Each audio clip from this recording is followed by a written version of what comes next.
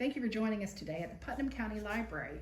For today's Lunch and Learn, we have Jamie from Jamie's Eats and Sweets, and she's joined us for the celebration of Pi Day. And really, this Thursday is Pi, P-I Day, P-I Day.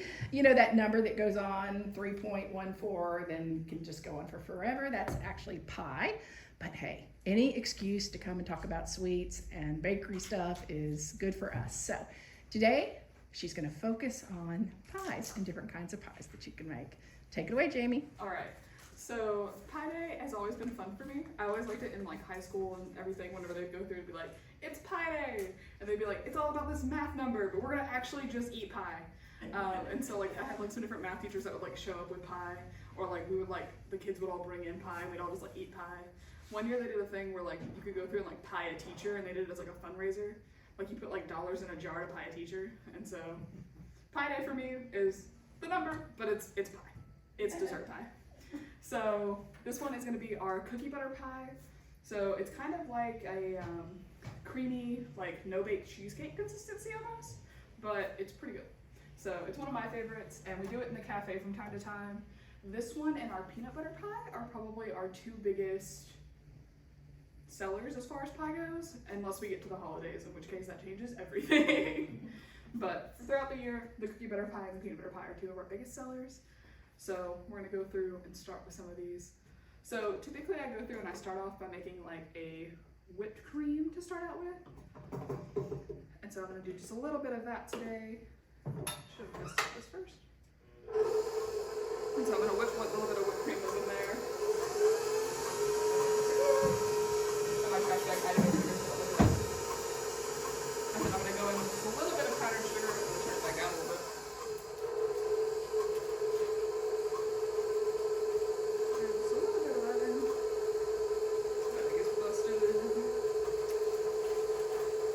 Smart idea with the tablecloth today, thank you.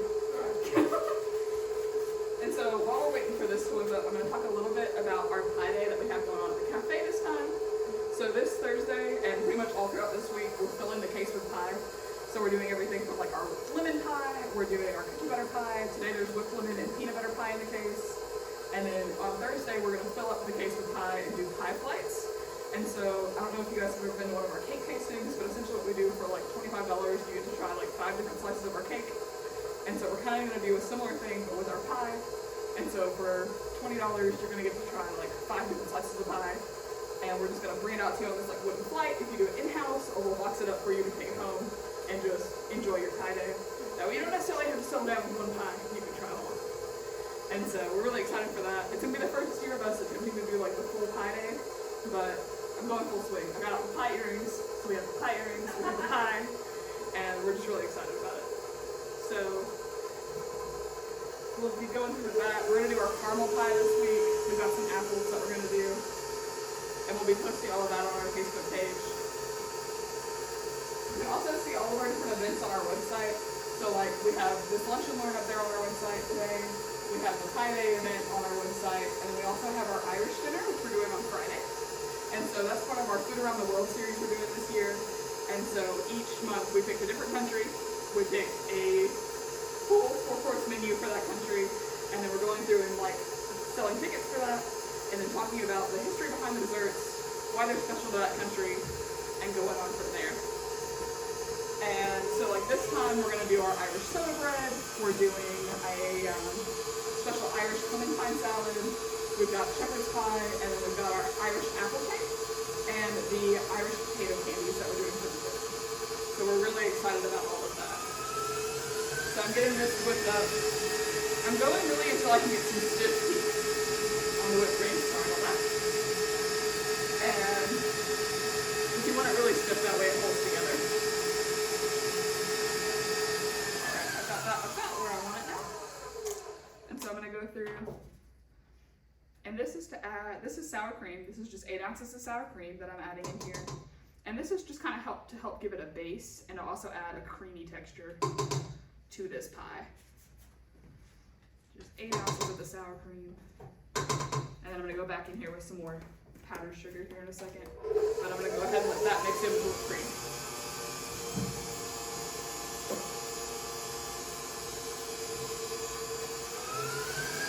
So fun substitutes that you can use for like a multitude of things. Like if you're going through and trying to make a cake and you're out of eggs, you can add sour cream. If you're going through and you realize that like you needed cream cheese for a recipe, but it's like not like a cheesecake, but something that's just like you're adding in cream cheese, you can add the sour cream and it's like a 1-to-1 ratio. It's pretty fun. So sometimes I just like mixing sour cream into things to see if it tastes good, and it usually does. So I'm gonna go through and add a little bit more powdered sugar to this one.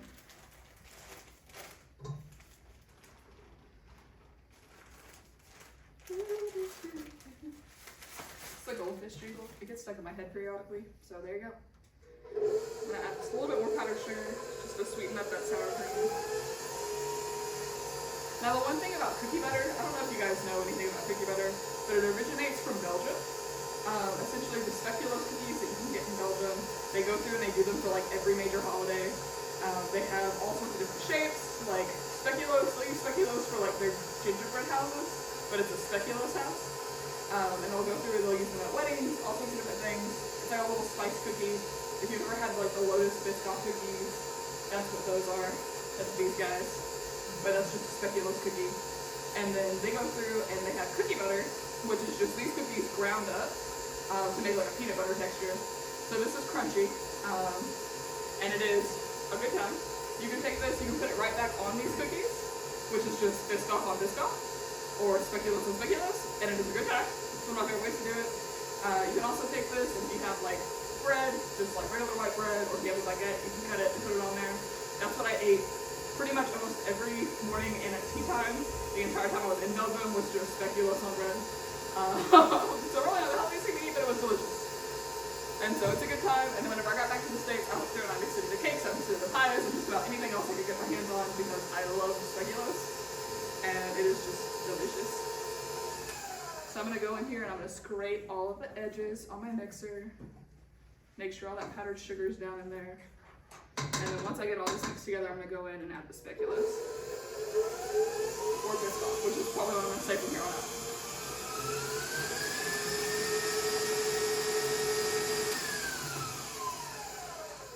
So I'm gonna go through, and I'm using the same spatula because I'm only going to use this jar for this.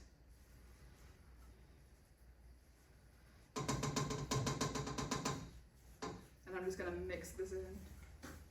You're gonna get pretty hefty amount. And so you can use the creamier for this if you don't like a lot of texture in your pie, but because the crust, and then if you top it with more Biscoff cookies, you can get plenty of that crunch. But I like crunchy all the way through, so I'm doing crunchy today. We can also mix this into cheesecakes and do like speculoos with Biscoff cheesecakes, and those are really fun. And again, I'm just whipping this back together so that way it holds it together. And typically what I would do after pouring it into the pie crust is chill it, and then pull it back out before serving. But today we're just gonna straight up serve it because we don't have time to chill it and bring it back out. But it's really good either way. It's just depends on how cold you want it.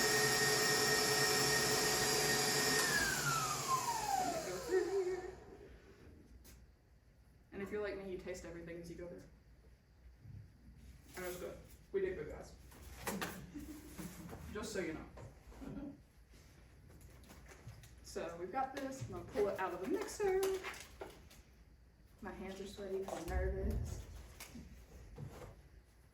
It's just us. I know, but it doesn't change anything.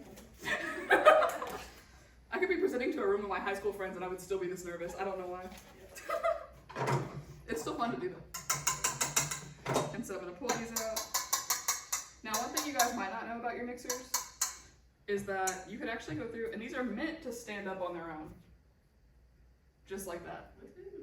All of the ones for the KitchenAid mixers are meant to stand like that. I didn't know that, but I do now. So I'm sharing it with all of you. But that's my new favorite fun fact, is that they stand on their own. And so I'm just gonna go through, and I'm just gonna scrape the edges and just kind of fold them all together. Just make sure everything's in here. I'm just combining all that cream in with the Biscoff, and I'm just gonna pour this in.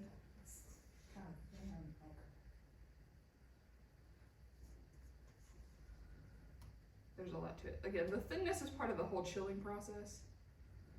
And so it sets up better when it's chilled. It's still delicious right now though. And so one thing you can do with this is you can serve it just like this. You can also go through and top it with like the Biscoff cookies, just crumble those up. And put them on top if you want. One of my favorite things to do is to go through and open up a box of these. And just sit it on top, kind of like this. And then if you have, please let go. Okay. Sacrifice the glove. Doesn't want to let go. But if you have extra pie filling, you can kind of stick it behind the cookie to make it sit up a little bit. Or if you want to go with whipped cream, and you can make your own, or you can use canned whipped cream. No shame either way, they're both delicious. And just kind of pipe it underneath to kind of hold it up a little bit. You can also go through if you want to decorate and just pipe along the edges. Kind of up to you and how you want to do it. I kind of like to leave it plain, but it's another option for you. So I'm going to go through and put this back over here. Actually, I'm going to sit it in here. And I'm going to serve some of this out for you guys to have samples of it. And I'm going to talk about some more just kind of basic pie baking tips. So first thing I'm going to do is talk about the crust here, since I totally neglected that in the beginning, and go through. And so this crust is just these Biscoff cookies and a little bit of melted butter. I took them in a food processor, crumbled them up. You can also just hit it with a rolling pin and a Ziploc bag if you like. Up to you, it depends on what you want to use. But we did food processor, Biscoff cookies, and a little bit of melted butter to hold it together. And the crust was all nice and put together, and then we baked it for about 5 minutes just to get it to hold together, and then pulled it out. On the way here, it crumbled a little bit on me. I dropped the box, and so I had to put it back together. So it's a little crumbly now than it would have been otherwise, but it's in there, and it's still delicious. Did you just do that at 350? Just 350, just right in the oven with these. If you're doing any sort of like cream pie, I really like to do these sort of crust with like either graham crackers. If you guys have been on the Facebook page, you know about my current Girl Scout cookie addiction. And so we have like the Do-si-dos. We've done the peanut butter pie crust with Do-si-dos. You can do it with Thin Mints, any of the cookies. Just kind of blend those together in either a food processor or grind them up using a rolling pin or your favorite mallet, up to you. And just kind of add the melted butter in and then just bake it 350 for about 5 minutes just to get it to hold together. And then you can pour in whatever no-bake pie filling you want to put in there. And that's kind of my favorite way to do those. And I'm going to go through, since most of you said you've never had Biscoff before, I'm going to go ahead and hand out some of these cookies too, because they are delicious. But they are a good time. Hey, come on in. So one of my other things for like other pies that say you're doing like actual like dough crust, you can go in. My #1 suggestion for those is make sure you have cold ingredients. You want your butter to be ice cold. You want the water that you're adding into your dough crust to be ice cold. It helps everything to hold together and also to hold together throughout the baking process to kind of help reduce some of that shrinkage that you get with pie crust. My other suggestion for that is don't be afraid to use pie weights. They do not mean that you're a failure. They are just another aid to help you. So I'm going to ask on this one, does anyone want whipped cream? Or do you just want it? You want whipped cream? All right, I got 1 for whipped cream. Two for whipped cream. Done deal good. I realized another mistake, but that's okay. So I'm going to pass these. I'm running around. That's what I do. We can pass them. I'll pass them. Weird question. Do you have any husbands? I do. That would be good. I'll grab them. I just realized that was my other thing. All right, here's whipped cream. So this is a Biscoff cookie pie. So it's just the little Biscoff cookies for the crust, and then the Biscoff cookie cream for the middle. The smell is amazing. Thank you. Yeah. Yeah. How many more of these do I need? Okay.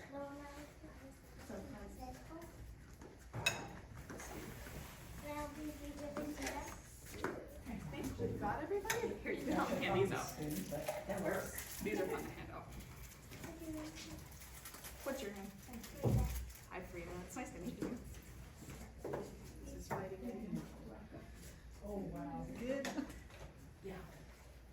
quality is one of my favorites. It does not explain. Thank you.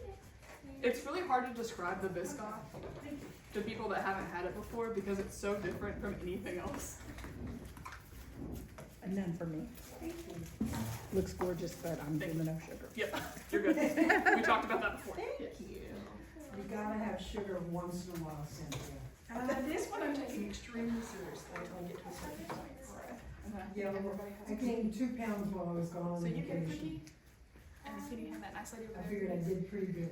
There you go. She's so sweet. Thank you so much. There's one extra. Yep, that one's for you. Enjoy. Alright, so that's again just the Biscoff cookie recipe. That's what you're eating. Again, that one's crunchy. You can do it with creamy. Just kind of depends on your texture preferences.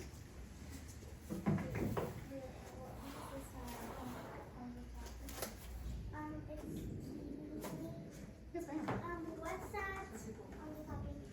So that at the very bottom, that's the Biscoff cookie crust. So it's like cookies, and then it's cookies ground up with cream. So it's kind of like cookies and cream. I'm gonna make it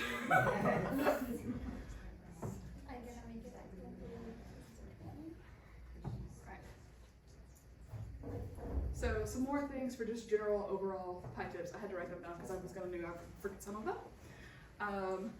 But as far as like having perfect edges around like your pie crust that you're baking with like the dough crust, if you go through and you can cover the edges to make sure that they don't get as dark. Because a lot of times what you get is the edges are super dark, but then your middle isn't necessarily always cooked all the way through. So if you cover those, then you can cook it for longer without having to worry about burning your edges. Do you cover with like foil? You can cover with foil. They also, it depends on how fancy you want to get with it. You can do it with just foil around the edges, or if you want, they have like little different pie crust covers that you can get. The foil works just the same. It's up to you. They make them with like a thin metal, almost like those throwaway baking pans. Yeah. So it's kind of like a thin aluminum. So aluminum foil or just aluminum pressed baking shield, basically. Have you ever tried, you know how you said weighting your pie crust, have you ever done the thing with like parchment paper and beans, like dry beans? Yes. Does that work? So we've used everything because I refused to buy the pie weights for a while, which is why I say don't be ashamed to buy the pie weights. Because pride is everyone's folly. And so for a while, like I would use rice and parchment paper. One time we were actually out of rice at the cafe and I used potatoes. So I went through and essentially I had the pie crust, I had the parchment paper, and then I just sat potatoes inside the parchment paper. And so then I ended up with twice baked potatoes at the end of the day. Because I went through and just baked those. The potatoes got about like halfway done while the crust was done. And then we went through and took those and then baked them again to make twice baked potatoes. And we had fun with that. Not my favorite way to do pie, but it is a method that I have used before. So we've done that with rice, we've done that with beans, and then we have just recently gone through and just actually bought the pie weights. And so those work just as well as the other ones.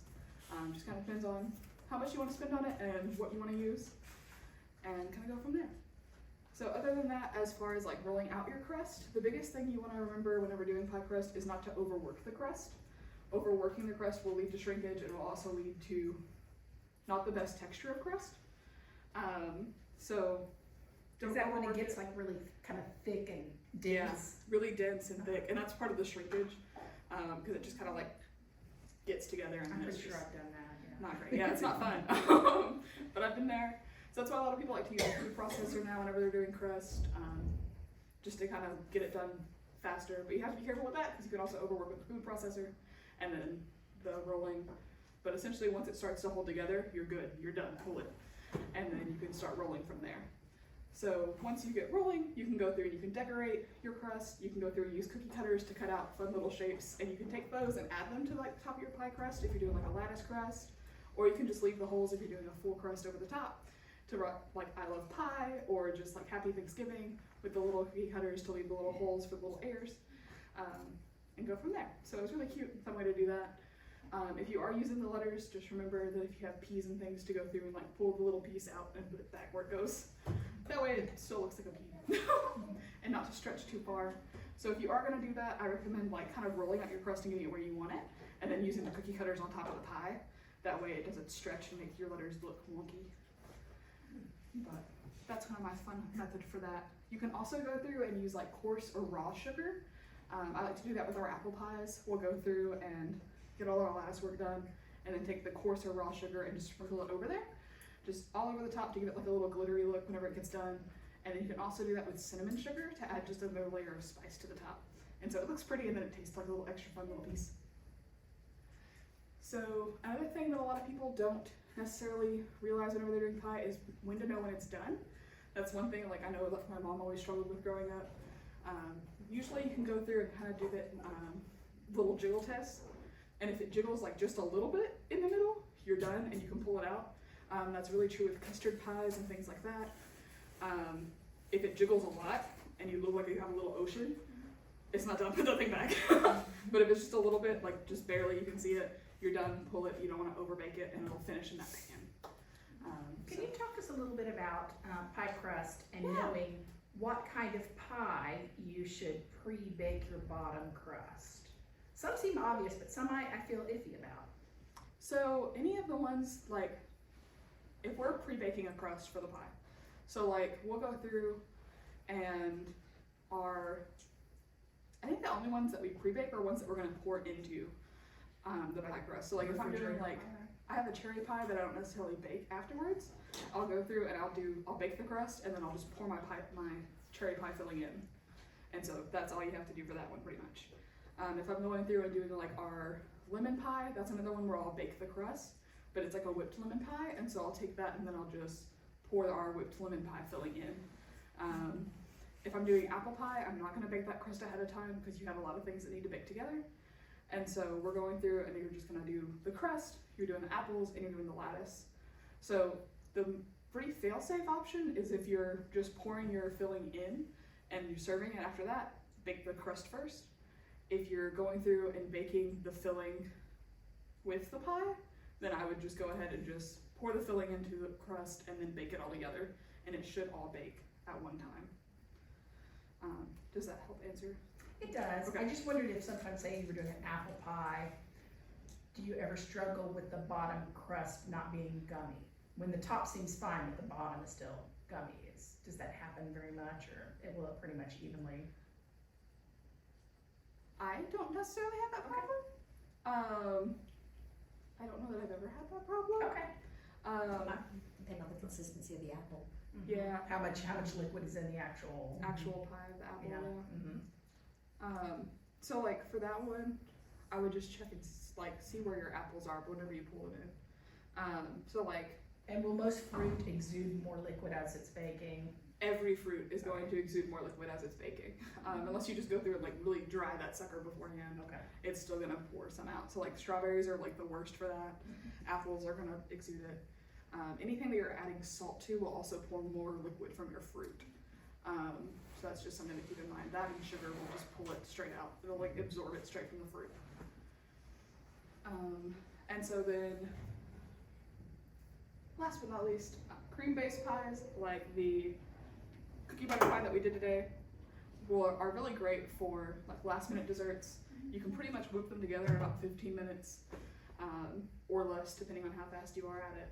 And they're just really fun. You can make them really pretty, and you can chill them or not chill them depending on how last minute your dessert is. But usually if you get them done right before everybody gets there, put them in the fridge and pull them out by the time everybody's done eating, they're ready to go. And they make a cute little thing to show off at the end that's really simple and you don't have to worry too much about it. So, any other pie related questions? Any other Jamie's Eats and Sweets related questions? I know growing up, those Cool Whip pies were very, you'd see those at picnics a lot, summertime things. Yeah, they're a good time. Another kind of a no-bake situation. So. Yeah.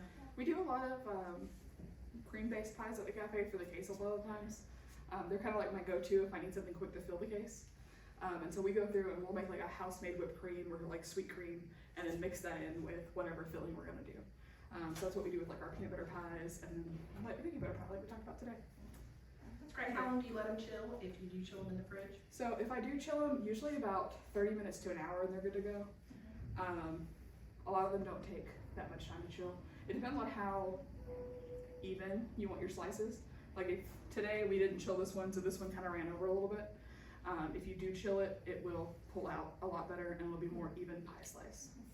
So depends on what presentation you're going for. And how long do you think that they stay good in the fridge then? For 2-3 days? So 2-3 days is really the max you really want to do for any dairy or cream-based pie. After a while, like especially if they're not saran wrapped, and they just kind of start to get like a weird aftertaste, I think. So like if you were gonna have a dinner and try one of these, you probably could make it the day before and it would still be good. Yeah, you can make it the day before and it'd be fine. I would make it like a week before, but like night before, that morning, you're good to go. Well, that's exciting. Thank you so It's a much fun for time. showing us. Anytime. Thank you guys for being here. I appreciate it. And we're just down the street over at 50 West Broad Street. If you ever want to come by and say hi. Yeah, and join her for her pie day. Yes.